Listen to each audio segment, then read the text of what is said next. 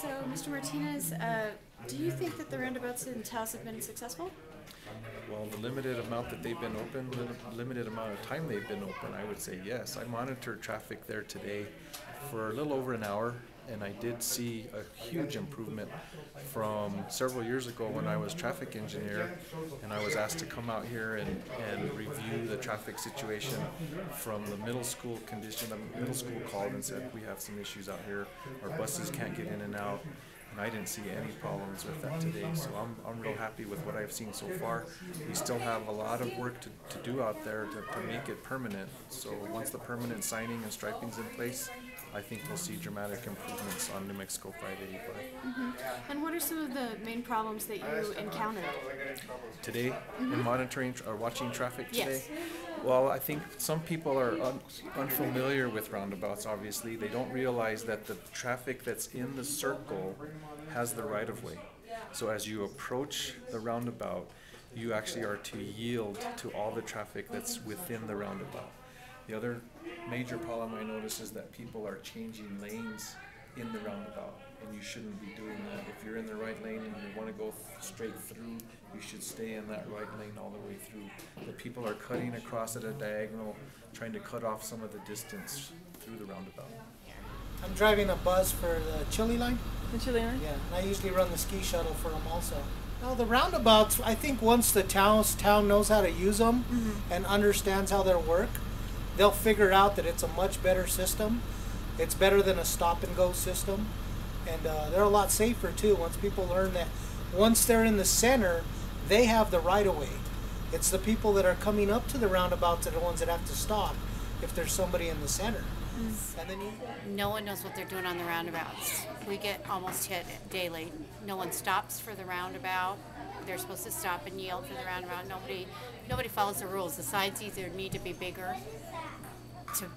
to let people know how to do it.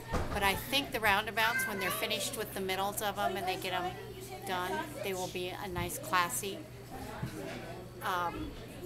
addition. They look nice. They make.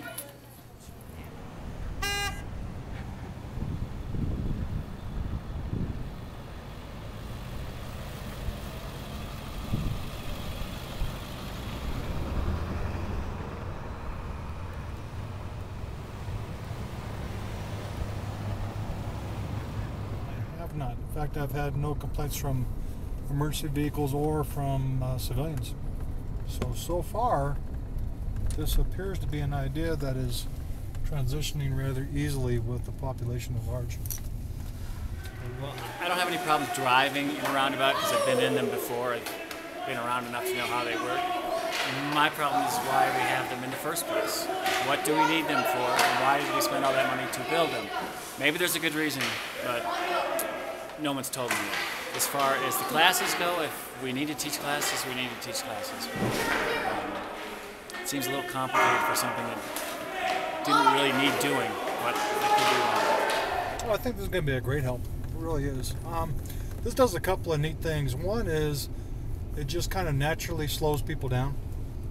And the second thing is Taos, I think our biggest collision are actually rear endings. We're following too close. And that comes from the start and stop traffic that we have. Well, on this type of scenario, we shouldn't have that happen very often. So in actuality, I think this will be a far safer way to deal with the traffic. My name is Peter Mercer. I drive the roundabouts a lot, come into the hockey rink, and I don't have any problem with them at all. Just take your time if they're busy and wait your turn. You can't go too fast, but that's okay too. And it's much better than the stop signs that were there before, where many people were getting in trouble.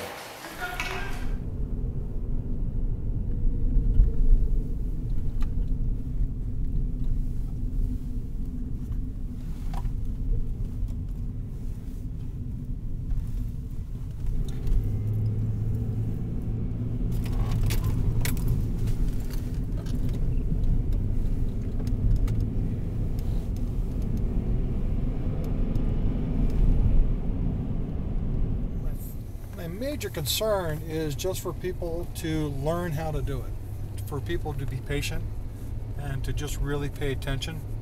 And that is with any new traffic control that we do. is to really convince the traveling public to just really relax and get to where they're going, and not to try to hurry it up.